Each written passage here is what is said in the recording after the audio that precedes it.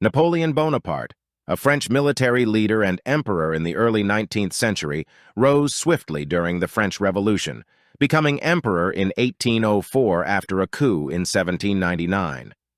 Known for his strategic brilliance, he expanded the French Empire through successful military campaigns. Napoleon's education and early military career. Born on August 15, 1769, in Ajaccio, Corsica, was raised in a modest household despite his family's minor nobility. His education in mainland France and military training culminated in his commission as a second lieutenant in the French Army's artillery regiment in 1785. The French Revolution erupted in 1789, and during its initial years, Napoleon aligned himself with the Jacobins, a pro-democracy faction. After conflicts with Corsican governor Pasquale Paoli, the Bonaparte family fled Corsica in 1793. In France, Napoleon connected with Augustin Robespierre, influential during the Reign of Terror. Despite Robespierre's downfall and execution in 1794, Napoleon's military career progressed, earning him the rank of brigadier general. In 1795, he aided in quelling a royalist uprising in Paris, a feat that elevated his status to major general within the revolutionary government's army. Napoleon's rise to power. From 1792, France engaged in conflicts with several European nations. In 1796, Napoleon led a French army to victory against Austria in Italy, securing territorial gains through the Treaty of Campo Formio in 1797. In 1798, tasked by the Directory to invade England, Napoleon redirected his focus to Egypt, aiming to disrupt British trade routes to India. His triumph at the Battle of the Pyramids against Egypt's Mamluks was overshadowed by the decimation of his fleet by the British at the Battle of the Nile. Despite initial success, a failed siege in Syria and political uncertainty in France prompted Napoleon to abandon his army in Egypt and return to his homeland in 1799. The coup of 18 Brumaire.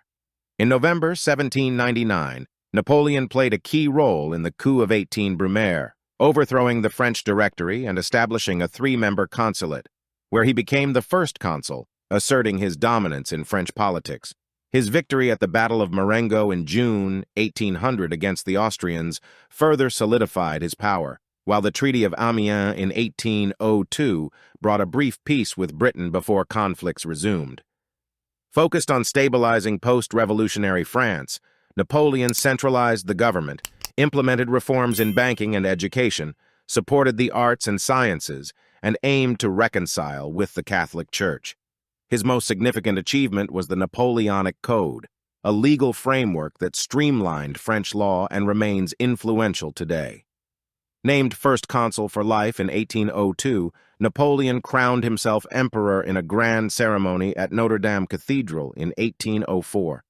Napoleon's personal life saw marriages to Josephine de Beauharnais in 1796, and after their annulment in 1809 due to their childlessness, to Marie-Louise of Austria in 1810. Marie-Louise bore their son Napoleon II, known as the King of Rome. Apart from his legitimate heir, Napoleon had several illegitimate children. The reign of Napoleon. Between 1803 and 1815, France found itself embroiled in the Napoleonic Wars, a series of significant conflicts with coalitions of European nations. In 1803, Napoleon sold the Louisiana Territory to the United States for $15 million, a move aimed at financing forthcoming wars. In October 1805, the British dealt a blow to Napoleon's fleet at the Battle of Trafalgar. However, Napoleon countered with a remarkable victory at the Battle of Austerlitz in December of the same year, leading to the dissolution of the Holy Roman Empire and the formation of the Confederation of the Rhine.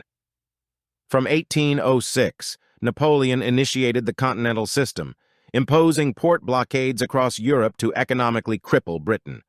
The Treaty of Tilsit in 1807 followed his victory over the Russians at Friedland, compelling Alexander Berliard to sign a peace settlement. The Battle of Wagram in 1809 resulted in further gains for the French against the Austrians. During this period, Napoleon reinstated a French aristocracy that had been abolished during the Revolution. He conferred noble titles upon loyal associates and family members as his empire extended its reach across much of Western and Central continental Europe. Napoleon's downfall and first abdication. In 1810, Russia's withdrawal from the continental system prompted Napoleon to lead a vast army into Russia in 1812. Employing a strategy of retreat, the Russians avoided direct confrontation, forcing Napoleon's ill-prepared troops deeper into the country. Despite the indecisive Battle of Borodino in September, Napoleon's advance on Moscow revealed an evacuated city set ablaze by retreating Russians. Facing the harsh Russian winter and dwindling supplies, Napoleon's starving army embarked on a disastrous retreat. Out of the 600,000 troops that entered Russia, only around 100,000 survived the retreat. Simultaneously, French forces struggled in the Peninsular War, facing opposition from Spain, Portugal, and British support. The Battle of Leipzig in 1813 saw Napoleon's defeat by a coalition force, leading to his retreat to France. By March 1814, coalition forces captured Paris, compelling Napoleon to abdicate on April 6, 1814, and accept exile to Elba through the Treaty of Fontainebleau. In a dramatic escape from Elba on February 26, 1815, Napoleon returned to the French mainland with over 1,000 loyal supporters. His arrival in Paris on March 20th saw the fleeing of King Louis XVIII and marked the commencement of his 100 Days campaign. With his return sparking concern among European allies, a coalition formed against Napoleon, comprised of the Austrians, British, Prussians, and Russians. Napoleon, in response, mobilized a new army and aimed to defeat each coalition force individually before they could unite against him. In June 1815, his forces entered Belgium, where British and Prussian troops were stationed. Napoleon's victory over the Prussians at the Battle of Ligny on June 16th was countered by a decisive defeat at the Battle of Waterloo on June 18th.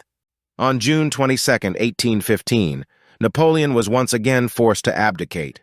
Napoleon's final years. Napoleon faced his final exile in October 1815, sent to the remote British-controlled island of St. Helena in the South Atlantic.